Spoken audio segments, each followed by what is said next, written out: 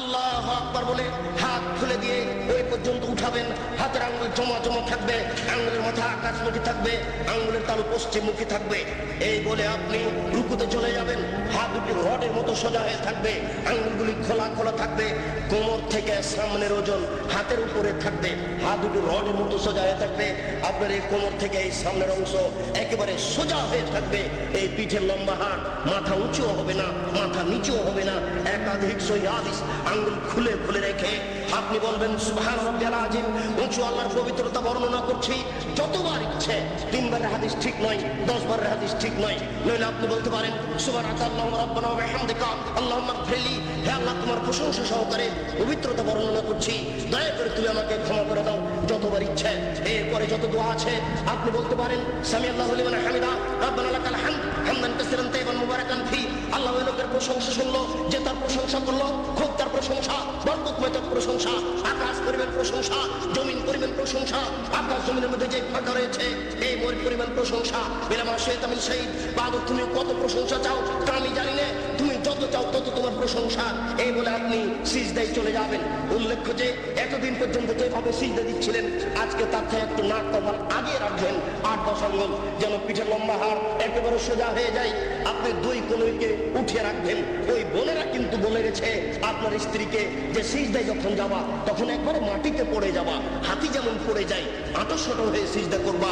এই সিজদায় সালাত হবে না। ওই যে সবচেয়ে বজ্র বলা হয়েছে রুকু এবং সিজদায় চুরি করে, এটা একটা সিজদা। আপনি 2 কোণকে উঠে রাখবেন। নারী পুরুষ একই ব্যাপার, যেন পেটের নিচ দিয়ে ছাগলের বাচ্চা পার হতে পারে।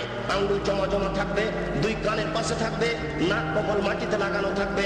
মাটিতে যাওয়ার সময় হাত আগে রাখবেন, পা করে রাখবেন। আপনি বলবেন সুবহান রাব্বিয়াল আলা। উঁচু আল্লাহর পবিত্রতা বর্ণনা করছি যতবার ইচ্ছে। নইলে আপনি বলবেন সুবহানাকাল্লাহু রাব্বানা ওয়া বিহামদিকা আল্লাহুম্মা গফিরলি। নইলে আপনি বলবেন আল্লাহুম্মা গফিরলি জামবি কুল্লাহু দিক্কা ওয়া যুল্লাহু ওয়া ওয়ালাহু আখরাহু ওয়া নিয়াতুহু সিররা। হে আল্লাহ, তুমি আগের পাপ, পরের পাপ, ছোট পাপ, বড় পাপ, প্রকাশ্য পাপ, অপ্রকাশ্য পাপ, জীবনে যত পাপ করেছি সমস্ত পাপ তুমি ক্ষমা করে দাও। সিজদা থেকে উঠে আপনি বলবেন আল্লাহুম্মা গফিরলি ওয়ারহামনি ওয়াহদিনি ওয়াফিনি ওয়ারযুকনি। হে আল্লাহ, তুমি আমাকে ক্ষমা করো, আমাকে রুজি দাও, আমার প্রতি দয়া করো, আমাকে সঠিক পথ দেখাও। আর আপনি দোয়া আছে পড়তে পারেন। আবার সিজদা যাবেন, আবার সিজদা থেকে উঠে আর 1 রাকাত পড়বেন। এই হলো 2 রাকাত। যদি আপনার আত্মাহের বৈঠক হয় তাহলে বাম হাতের আঙ্গুলগুলি জমা জমা হয়ে হাঁটুর উপরে থাকবে, আর ডান হাত ওইরকমই থাকবে। তবে ডান হাতের অবস্থা হচ্ছে এই 2টি আঙ্গুল জমা করে নেবেন, 3টি আঙ্গুলের নখের উপরে বৃদ্ধাঙ্গুলের পেট রেখে এইভাবে গোলাকার করে ধীর গতিতে আঙ্গুল নড়াতে থাকবেন। একবার আঙ্গুল উঠাতে হবে। এর প্রমাণে পৃথিবীতে কোনো ভুয়া হাদিসও নেই। কিভাবে চলে আসলো তা জবাব দিতে পারবো না, জবাব আপনাদের দিতে হবে। ঠিক ওই দোয়ার মতো একবার আঙ্গুল উঠাতে হবে। এর প্রমাণে দুনিয়াতে কোনো জালজয়ী ভুয়া হাদিস নেই। অবিরাম ধীর গতিতে আঙ্গুল নড়াতে হবে। সালামের বৈঠক হয় যদি, তাহলে বাম পাকে ডান দিক দিয়ে বের করে দিবেন, নিতম্ব মাটির উপরে রেখে দিবেন, এটাই শরীয়ত। এরপরে আপনি বলবেন আত্তাহিয়াতু লিল্লাহি ওয়াস সালাওয়াতু ওয়াত তাইয়্যিবাতু, সমস্ত ইবাদত আল্লাহর জন্য। আসসালামু আলাইকা আইয়ুহান নবিয়্যু, হে নবী আপনার উপরে শান্তি অবতীর্ণ হোক। আসসালামু আলাইনা ওয়া আলা ইবাদিল্লাহিস সালিহিন, শান্তি আমাদের প্রতি হোক, ভালো বড় মানুষের প্রতি হোক। আশহাদু আল্লা ইলাহা ইল্লাল্লাহ, আমি সাক্ষ্য দিচ্ছি আল্লাহ ব্যতীত কোনো মাবুদ নাই। ওয়া আশহাদু আন্না মুহাম্মাদান আবদুহু ওয়া রাসূলুহু, আমি সাক্ষ্য দিচ্ছি মুহাম্মদ সাল্লাল্লাহু আলাইহি ওয়াসাল্লাম তার রাসূল, তার দাস।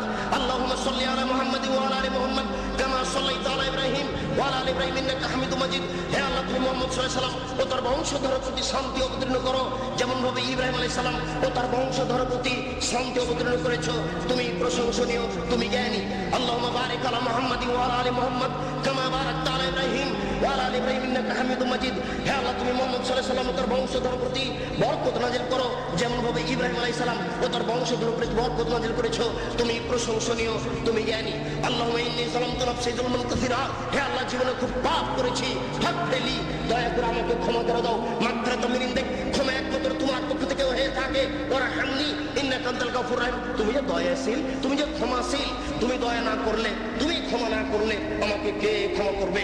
আল্লাহ মিন আউযু বিকা মিন আযাবি জাহান্নাম, আমি তোমার নিকটে জাহান্নামের শাস্তি থেকে বাঁচতে চাচ্ছি। ওয়া আউযু বিকা মিন আযাবিল কবর, তোমার নিকটে কবরের শাস্তি থেকে বাঁচতে চাচ্ছি। ওয়া আউযু বিকা মিন ফিতনাতি মাসিহিদ দাজ্জাল, আমি দাজ্জালের ফিতনা থেকে তোমার নিকটে বাঁচতে চাচ্ছি। আল্লাহ মিন আউযু বিকা মিন মাসাবাল মাহরাম, কর্জ বড় পাপ থেকে তোমার নিকটে বাঁচতে চাচ্ছি। আসসালামু আলাইকুম ওয়া রাহমাতুল্লাহ। আসসালামু আলাইকুম ওয়া রাহমাতুল্লাহ।